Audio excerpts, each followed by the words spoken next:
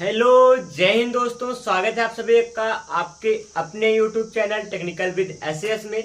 दोस्तों, मैं शिवम विश्वकर्मा आपके लिए हाजिर हो चुका हूं आपकी मैथमेटिक्स की क्लास को लेकर। आज हम लोग यहां मैथ में प्रैक्टिस सेट को लेकर आए हैं आपके लिए। ये चौथा प्रैक्टिस सेट है जिसमें यहाँ पे कुछ क्वेश्चन आपके सामने लिखा गया है और इसको सॉल्व करेंगे। पिछले क्लासों में जो भी आपको डाउट्स हो आप वहाँ पे कमेंट में जाके कीजिए और आपका कमेंट जो जरूर से जरूर हम लोग सॉल्व करेंगे। जो भी समस्याएं हो हम लोग तत्पर हैं, आपके कमेंट को पढ़ते हैं और उसको केयर करते हैं और जल्दी से जल्दी सॉल्व करने का प्रयास करते हैं। जो भी आपकी डिफिकल्टीज होगी उसको आप जरूर कहिएगा। फिलहाल चलते हैं, तैयारी करते हैं। और आपको जानकारी के लिए बताऊं कि आपको पता भी वैसे होगा कि आपका CITS इंट्रेंस एग्जाम काफी करीब आ चुका है। 8 तारीख को आपको आपका इंट्रेंस एग्जाम है, 8 जुलाई को। इससे पहले क्या होगा, आप खूब अच्छे से गहन अध्ययन कर लीजिए अपने पूरे सिलेबस का मेंशन आपको सबसे पहले लेक्चर में किया गया है। आपको मैथ का सिलेबस पूरा बताया गया है। मैथ का जो भी सिलेबस है वो अप्रॉक्सीमेट होता है। कोई मतलब क्या कि 100% एकदम एक्यूरेट सिलेबस कोई नहीं होता है। सवालें इधर उधर हो जाती हैं, 2-4 दाएं बाएं से, कोई तकलीफ नहीं होगी। हम लोग इसी के लिए तो प्रैक्टिस सेट लगा रहे हैं। अभी से इतने प्रैक्टिस सेट लगा रहे हैं कि आपका जो एग्जाम आएगा तब तक हम लोग कम से कम, अगर बात ज़्यादा ना हो तो लगभग 250-300 से ज़्यादा के सवाल लगा लेंगे। 300-325 से ज़्यादा सवाल लगा चुके होंगे उस समय तक। और उस समय हमारे पास इतना क्वेश्चन का एक भंडार हो जाएगा जिसमें से कहीं से भी क्वेश्चन आएगा आपको पक्का उसी सेट में से मिल जाने वाला होगा। और यहाँ पर जो भी प्रश्न मैं आपके सामने लिखता हूँ वो लगभग या तो प्रीवियस ईयर के क्वेश्चन रहा करते हैं। बड़ा एनालिसिस करके क्वेश्चन को लाता हूँ, हल करके दिखाता हूँ। ये कोई SSC का क्वेश्चन होगा, कोई कहीं और का, किसी न किसी एग्जाम में ये आए हुए सवाल होते हैं जिनको हम लोग आपके सामने हल कर रहे हैं। फिलहाल चलते हैं, यहाँ पर क्लास को शुरुआत करते हैं। तो प्रश्न में जो लिखा है उसको हम लोग हल करके दिखाते हैं। लिखा है, सीखिएगा। यहाँ पर 3 क्रमागत सम संख्याओं का जो योग है सबसे बड़ी संख्या से 22 अधिक है। तीनों संख्याओं का औसत क्या होगा। सवाल को फिर से, 3 क्रमागत सम संख्याओं का योग। यहाँ पर क्रमागत संख्या पहली बात कही गई है और यहाँ पर दूसरी क्या है, सम संख्या। तो अगर आपको जानकारी हो, आप 9th में 10th में या वहाँ 9th 10th की बात करेंगे, 9 और 10 में यहाँ सम संख्या क्रमागत सम संख्याओं पे सवाल लगाया है आपने। उम्मीद यही करता हूँ आप अगर 10 में मैथ पढ़े होंगे तो श्योर सी बात है इस टाइप के सवाल मिली होगी क्रमागत सम संख्या का जिसमें रहा होगा। यहाँ पे लोग जिक्र करेंगे उसका फिर से। तो क्रमागत संख्या क्या होगी, क्रमागत संख्या वो भी सम होगा। तो मान लीजिए पहली सम संख्या क्या मान लेंगे, x रहा होगा। दूसरी क्या होगी, यहाँ पर या अगर सम संख्या के बारे में बताऊं तो जैसे 2, 4, 6, 8, 10 ये सम संख्याओं का क्रम मैंने लिखा है। और इसके बीच कोई ऐसी संख्या जो मैं छोड़ा है वो सम नहीं होगा। नहीं तो ये जो संख्या मैंने लिखा है ये क्रमागत में है और सम भी है। जैसे यहाँ पे 3 छोड़ा मैंने तो 3 सम नहीं था इसलिए छोड़ दिया है। तो क्रमागत रूप में जो लिखा गया है सम संख्याओं का क्रम लिखा गया है एकदम लगातार है। ठीक, इनमें देखिए गैप कितने का 2 अंक का गैप है। यहाँ पे 2 में 2 जोड़ेंगे तब 4 आएगा, 4 में 2 6, 6 2 8, 8 2 10, सब में 2 का गैप होता है। तो मतलब अगर आपको कोई पहली संख्या पता होगी, अगली संख्या निकालना होगा उसके बाद के, तो 2 उसमें जोड़ना पड़ेगा। और उसके बाद का निकालना उसमें फिर क्या कर देंगे, 2 4 जोड़ देंगे पहली संख्या में। ठीक है, तो यहाँ पे हम क्या मान लेंगे, पहली संख्या क्या हो जाएगी, x हो जाएगी, दूसरी x+2 कर दीजिएगा और तीसरी x+ में क्या हो जाएगा, 4 हो जाएगा।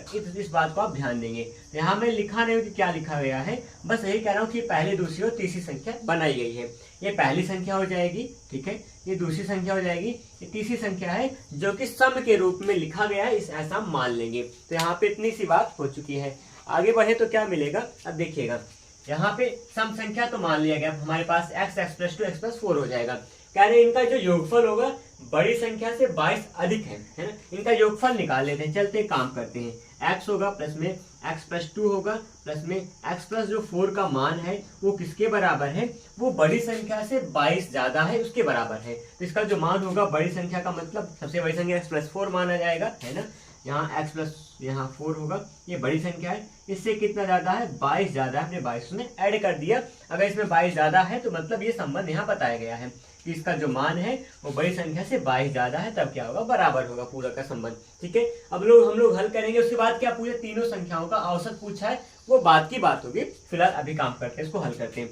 x एक बार x है 2 बार। देखिए अगर एक छोटा सा काम बताएं, यहाँ 4 को पीछे 4 नहीं, x अगर x को 95 करो, अच्छा कुछ ना कीजिए, एक छोटा सा काम समझते हैं।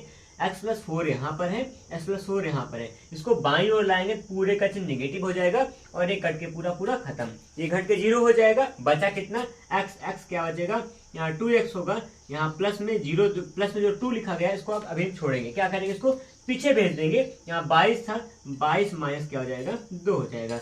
इसका मतलब क्या हो गया, अब देखिए x बराबर 22 में से 2 घटाएंगे कितना आएगा 20 आएगा, 20 बटा में 2 होगा बराबर कितना है, x का मान 10 आ गया। तो x का मान 10 आया, x का मतलब जो पहली संख्या थी वो कितनी आ गई है 10 आएगी, दूसरी संख्या 10 2 कितना होगा 12, तीसरी संख्या 10 और 4 कितना होगा 14। तो यहाँ 10 हो जाएगा, पहली संख्या 10 होगा और 12 होगा और 14 हो जाएगा। यहाँ पर हमारे पास संख्या मिल चुकी है। तो हमारे पास तीनों जो क्रमांक संख्याएं थी 10, 12 और 14 थी, जो कि आ चुकी है। हमने संख्या निकाल लिया। पूछा क्या है, तीनों संख्याओं का औसत क्या होगा। औसत निकालने का जब कभी भी कोई भी कितनी संख्या भी हो, कितनी भी संख्या हो, एक तो होगा नहीं, 2 3 4 5 6 7 8 10 कुछ भी संख्याएं होंगी, उनका औसत निकालने के लिए पदों की संख्या, संख्याओं की मतलब पदों का योगफल बटा पदों की संख्या निकालते हैं। पदों का योगफल मतलब सभी को जोड़कर जितनी संख्या होगी उस अंक से भाग कर देंगे। फिलहाल यहाँ पे कोई क्रमागत संख्या होगी, कोई भी क्रमागत संख्या होती है, तो वहां पे अगर 3 क्रमागत संख्याएं हैं तो उनके मध्य की जो संख्या होगी वही आपका क्या औसत होता है, ये समझ सकते हैं। अगर 3 क्रमागत संख्या दी गई आपके पास, 3 क्रमागत संख्याओं में जो मध्य की संख्या होती है वही क्या होती है, तीनों का औसत होता है, ये जान सकते हैं। अगर आपको ना लगे कि हाँ कैसे ऐसा पॉसिबल है, तो आप क्या कीजिएगा, तीनों को जोड़कर 3 से भाग कर देंगे तो जो मान आएगा वो आपका 12 ही आएगा, मध्यवर्ती संख्या ही आएगी। जब भी 3 क्रमागत संख्याएं दी गई होंगी मैथ में, अगर हम क्या करें वहां औसत निकालने की बात आए, तो जो औसत का मान होगा वो मध्य वाली संख्या ही क्या होती है, औसत का मान बताती है। ये होता है तरीका, ठीक है, करेंगे हम लोग। तो यहाँ पे वैसे भी, और दूसरा अगर इस तरीके से लगाएंगे तो हमारा क्या होगा, 12 क्या होगी हमारी यहाँ पर, वो 12 ही क्या होगा संख्याओं का औसत कहलाएगा, ये बात हो जाएगा। अगर आपको लग रहा है कि नहीं ऐसा कैसे पॉसिबल है, तो हम क्या कर देंगे, सबको जोड़ेंगे, 10 + 12 + में 14 जोड़कर पदों की संख्या कितनी थी, 3 थी। पदों का योग बटा पदों की संख्या क्या बताता है, औसत निकालता है। यहाँ पे जोड़िए, यहाँ पे 14 2 16 10 26 10 कितना हो जाएगा 36 हो जाएगा। 36 बटा में कितना होगा 12, 3 है ना, यहाँ पर 3 लिखा गया है, तो 3 से कटेगा 12 बार जाएगा, तो उत्तर आपका क्या आएगा 12 आएगा। तो 12 आपका जो होगा इस सवाल का राइट आंसर होगा। तो 12 को आप सही आंसर बताकर टिक कर सकते हैं, ये आपका सवाल का उत्तर हो जाएगा, ठीक है। और हल भी लिखा गया है। कुछ ऐसे हम लोग लगाएंगे सवाल, उम्मीद करता हूँ आपको सवाल समझ में आई होगी। और फिर अगर ना आई हो तो आपके पास एक ऑप्शन है, आप कमेंट में जाके कहेंगे क्वेश्चन नंबर 1 का सॉल्यूशन आपको फिर से चाहिए, हम लोग करेंगे प्रयास। फिर से अगले क्लास में यही क्वेश्चन लेके आऊंगा और आपको और इससे अच्छा क्या करेंगे, एक आध दो बार और बताएंगे, कुछ और तरीका लेके आएंगे। बाकी जो है सो ये होता है। आगे बढ़ते हैं सवाल नंबर 2 के लिए। 2 में क्या लिखा है, एकदम आसान से सवाल लिखी गई है। 3 से 7/12 है, माइनस में 4 से 1/6 है, 9 से 1/12 लिखा गया है। इसका हल करके हमको मान निकालना है। जो ऑप्शन नंबर, यहाँ पे 4 ऑप्शन है, उसमें से हमको किसी एक को बताना है सही होगा। क्या है, 3 होल ऑफ 7/12 है, माइनस 4 होल ऑफ 1/6 है, प्लस में 9 होल ऑफ 1/12 लिखा गया है। इसका सॉल्यूशन निकालना है। चलते हैं, यहाँ पे सबसे पहले क्या करेंगे, सवाल को मैं लिख रहा हूँ, सवाल लिखकर इसको हम लोग करने वाले छोटा सा काम। इसके लिए क्या हो जाएगा, वो काम यह है कि हम लोग इसको पहले मिश्र भिन्न को साधारण भिन्न बदल देंगे, तब लग जाएगा, तब आसानी से लग जाएगा, वैसे भी लगा लेंगे। तो यहाँ पे मिश्र भिन्न को हम लोग साधारण भिन्न बदलेंगे, वैसे लिखेंगे। 12 × 36 होगा, और 36 और कितना होगा 7 कितना होगा, यहाँ पर 43 हो जाएगा। 43/12 होगा, माइनस में यहाँ कितना लिखा जाएगा, 6 चौके 24, 25 बटा में कितना होगा 6 हो जाएगा। प्लस है यहाँ पर 12 का 12 9 यहाँ पे क्या हो जाएगा 100, यहाँ पर 8 कह देंगे, है ना, 109 बन जाएगा। 109 बटा में कितना होगा 12। इसको हल करना है। तो हल कैसे करेंगे आगे, यहाँ पे हर में 12 6 और 12 है, लासा 12 आ जाएगा।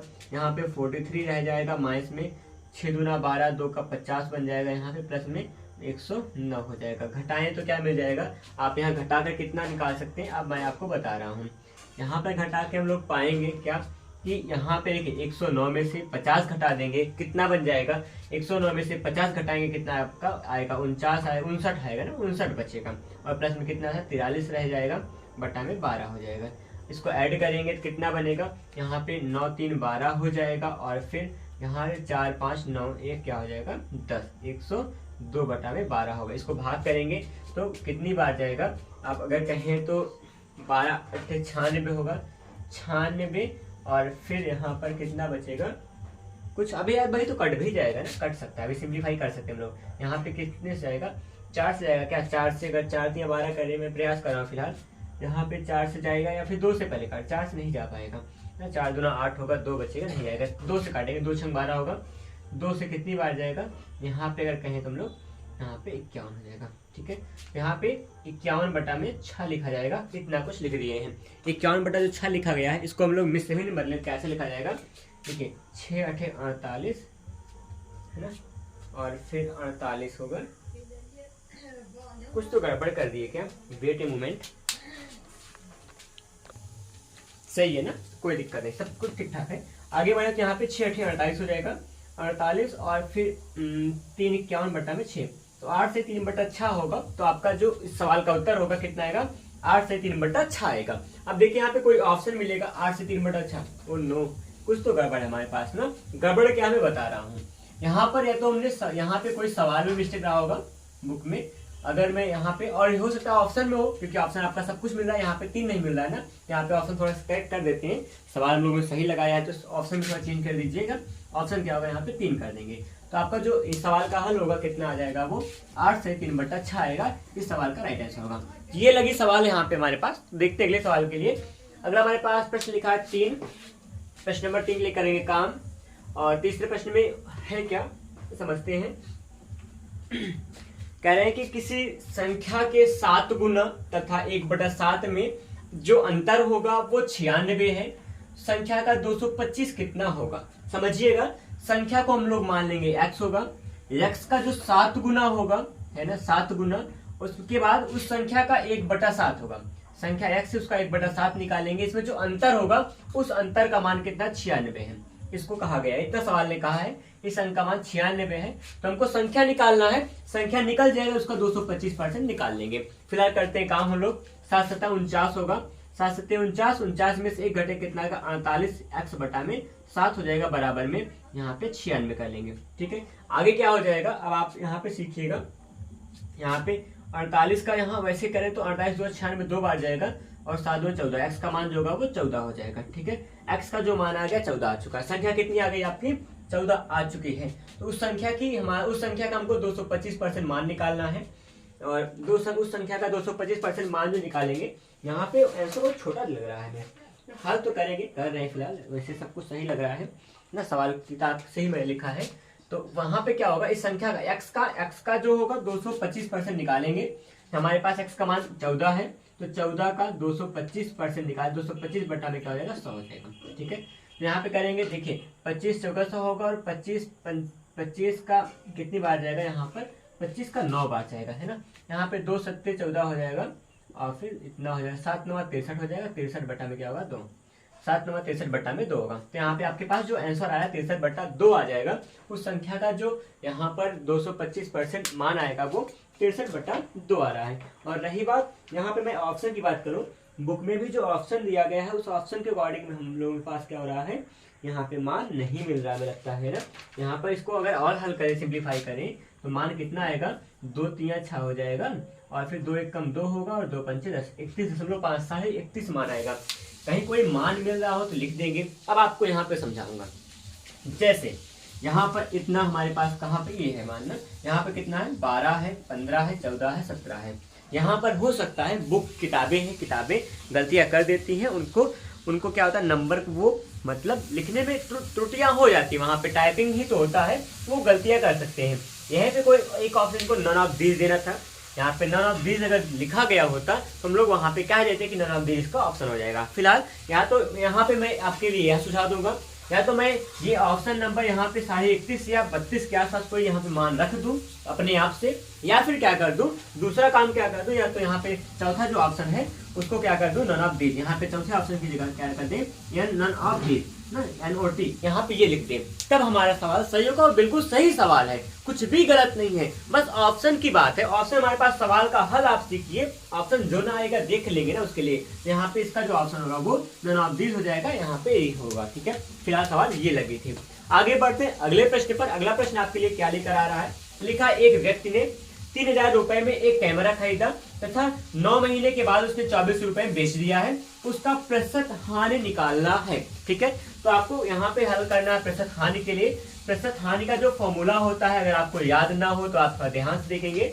प्रतिशत हानि बराबर क्या होता है, प्रतिशत हानि बराबर होगा यहाँ पर हानि होगा, ठीक, गुणा में 100 बटा में क्या होता है, क्रय मूल्य होता है। ठीक है, ये फॉर्मूला होगा, हानि गुणा में 100 बटा क्रय मूल्य होगा, ये प्रतिशत हानि का फॉर्मूला है। ठीक है, ये कर लो, हम लोग ये करने वाले हैं, प्रतिशत हानि बराबर हानि गुणा 100 बटा क्रय मूल्य कर देंगे। हानि का मतलब क्या होगा, उसने खरीदा कितने में था, 3,000 में खरीदा था, 3,000 लिख दीजिएगा, है ना, माइनस में कितने में बेचा, 2400 बेच दिया है। तो यहाँ पे मैं घटा रहा हूँ, ऊपर ही घटा लूंगा, इस सवाल के फॉर्मूले पे मान रख कर ही, बटा में 100 होगा और यहाँ पे गुणा में 100 होगा। क्रय मूल्य का मान कितना है, 3,000 रुपये उसमें खरीदा था उसने, 3,000 रुपये आ जाएगा। ठीक, हल करेंगे, यहाँ पे आएगा 600 होगा, गुणा में होगा यहाँ 100 बटा में 3,000 आ जाएगा। ठीक है, यहाँ पे डबल 3 कट जाएगा, डबल 0 इसका कटेगा, 2 से कटेगा, यहाँ कितनी बार जाएगा, 20 3 60 होगा ना, 3 दूना 6, तो यहाँ पे 20 आ जाएगा। यहाँ पे जो हानि हुई कितने परसेंट हुई, वो हानि आपकी 20% की हो जाएगी। तो प्रतिशत हानि बराबर हानि गुणा 100 बटा में क्रय मूल्य होता है। तो हानि का क्या मतलब होगा, यहाँ पे क्रय मूल्य में से विक्रय मूल्य को घटाएंगे तो हानि का मान निकलता है। तो हानि का मान कितना आ गया है, 20% आ गया। आप कहोगे ऑप्शन नंबर यहाँ फिर से नहीं मिला, ये क्या हो रहा है ऑप्शन का, किताबों ने ऑप्शन गलत लिखा है कि हम लोगों ने किया है। इस साल मैंने कोई काम नहीं ऐसा किया कि इस किताब में, हो सकता है बुक का ही ऑप्शन ना मिल रहा हो ना। वेट मोमेंट, यहाँ पे बुक में जो ऑप्शन लिखा मैंने वही किया है पूरा काम। जबकि और एक बात और है, बुक में एक वहाँ पे 5 ऑप्शन होते मेरे में लिखा है, वहाँ पे 5 ऑप्शन नन ऑफ 20 का बनाया गया। फिलहाल कोई दिक्कत नहीं, एक को सही कर लेते हैं। यहाँ पर क्या हो जाएगा आपका, यहाँ 20% में बना के आपको ऑप्शन नंबर 3 बता रहा हूँ, कोई तकलीफ नहीं। सवाल को तो हम लोग सही लगाएंगे, सवाल का तरीका सीखेंगे, ऑप्शन अपनी जगह पे होगा। यहाँ 5 ऑप्शन किताब में था नन ऑफ 20 का, इसलिए मैं उसको हर बार नहीं लिखा हूँ और हर जगह वही मान हमारा आ रहा है, एक आध दो जगह दोनों जगह आया। तो मैं यहाँ पे ऑप्शन नंबर 3 को 20% बना दिया हूँ, क्योंकि यही हमको उत्तर दिखाना भी है, आ चुका, दिखाना ही पड़ेगा। तो ऑप्शन नंबर आप क्या कर दीजिएगा, आप यहाँ 3 को बना सकते हो, ऑप्शन नंबर 3 आपका सही होगा।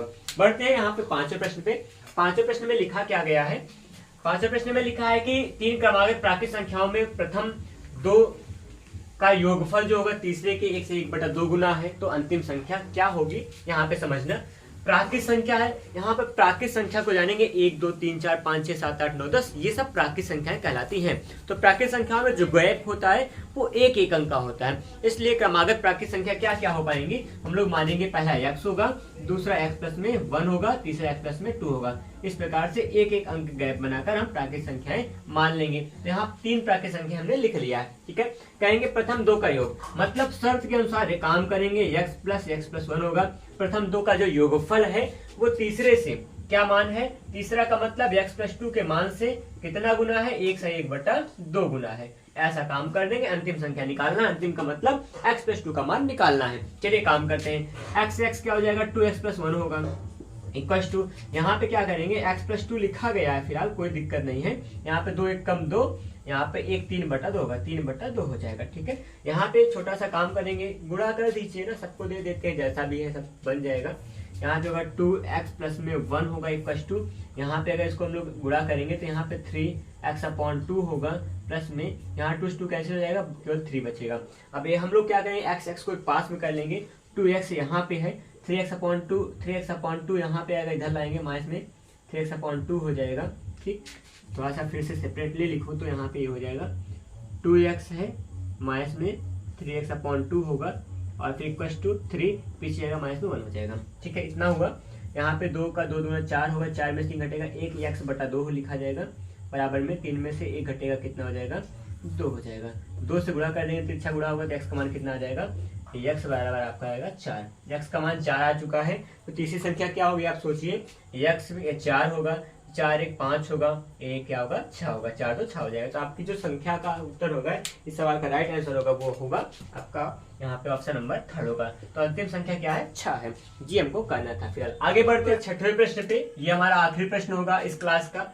यहाँ 6वें प्रश्न में क्या पूछा गया है, लिखा है यहाँ पर, हम लोग सवाल में पढ़ के बता रहा हूँ आपको। ठीक है, लिखा है कि कोई धनराशि है 10% चक्रवृद्धि ब्याज की दर से 2 वर्ष में 1694 रुपया हो जाता है और फिर कह रहे हैं तो हमको क्या निकालना है, धनराशि का मान निकालना है। ठीक है, तो धनराशि निकालेंगे मतलब प्रिंसिपल का मान निकालना है।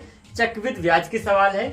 मिश्रधन का मान दिया गया है तो आपको पता होगा मिश्रधन अमाउंट इक्वल टू क्या होता है, P इंटू में 1 प्लस में R अपॉन में 100 होगा ना। होल पावर कितना करते हैं हम लोग यहाँ पर, T होता है मतलब समय। ठीक है, इतनी सी बात हमको पता है। आगे लिखेंगे अमाउंट का जो मान होगा आपके पास कुछ दिया है क्या, हाँ मिला है, मिश्रधन का मान 1694 हो जाएगा, बराबर में P का मान है, गुणा में क्या होगा यहाँ पर, गुणा क्या वैसे ब्रेकेट लगाते हैं भी, 1 प्लस में R का मान 10% था, बटा में होगा 100, यहाँ पे समय का मान 2 वर्ष था तो हमने 2 लगा दिया फिलहाल। ठीक है, 10 दहम 100 10 बार जाएगा, यहाँ पर होगा 1694 होगा, बराबर में P गुणा में यहाँ पे 10 एकम 10 1 11, बटा में क्या होगा 10 होगा, होल पावर 2 हो गया। ठीक, आगे बढ़े तो 1694 लिखा ही जाएगा, बराबर में P लिखा होगा, गुणा में 121 किसका 11 का वर्ग 121 हो जाएगा, बटा में 10 का वर्ग 100 हो गया। ठीक है, अब देखिए 121 क्या होगा, P का मान जब निकालेंगे, बगल में कर रहा हूँ, P बराबर कितना हो जाएगा, 121 गुणा में था भाग में आएगा, ये भाग में तो गुणा में जाएगा, तो P का मान यहाँ आएगा 1694 गुणा में 100 होगा, पूरे का बटा आएगा 121 होगा। 121 से हम लोग भाग करेंगे, 121 से कम 121 एक बार जाएगा, यहाँ बचा कितना, यहाँ पे 9 में से 1 घटेगा तो आएगा 8, यहाँ पे 6 में 2 घटेगा 4 आएगा ना, 4 1 4 8 और 4 आ गया, यहाँ भी 4 था, तो यहाँ पे ये 121 से कितनी बार जाएगा, 4 बार जाएगा, तो 484 है था बचा, उसके लिए 121 चौके 484 हो जाएगा, 14 बच गया कुल मिलाकर, तो P का मान कितना आएगा, 14 गुणा 100 का मतलब 1400 होगा। तो यहाँ पे जो मूलधन होगा आपका वो कितना आ गया, 1400 होगा। ऑप्शन नंबर यहाँ पर 3rd होगा इस सवाल का सही उत्तर। फिलहाल ये कुछ इस प्रकार हम लोग सवाल लगाए हैं, आप यहाँ पर आप बताओगे, आप जाकर बताइए आपके कोई सवाल, आपको जो भी सवाल ना समझ में आई हो उस पर हम लोग फिर से डिस्कस कर सकते हैं। आपको अगले क्लास से फिर से मिलेंगे कुछ नए सवाल के साथ, कुछ नए तरीकों के साथ, कुछ नए समय पर। समय का मतलब वही होगा ना, सवाल अलग तो समय अलग, वक्त हर सबका बदलता है, अगला दिन होगा, अगली तारीख होगी। फिलहाल ये था हम लोग का क्लास में आज का, और आप लोग अपनी तैयारी को अच्छे से करते रहिए। आप सबका साथ हम लोग देने के लिए तैयार हैं, और हम लोग आपके लिए बहुत ज़्यादा हेल्पफुल होने वाले हैं। आगे के आने वाले किसी भी टेक्निकल नॉन टेक्निकल एग्जाम के लिए हम लोग पूरी तरह से तैयारी के लिए तत्पर रहेंगे। और वीडियो में बने रहिए। धन्यवाद, जय हिंद।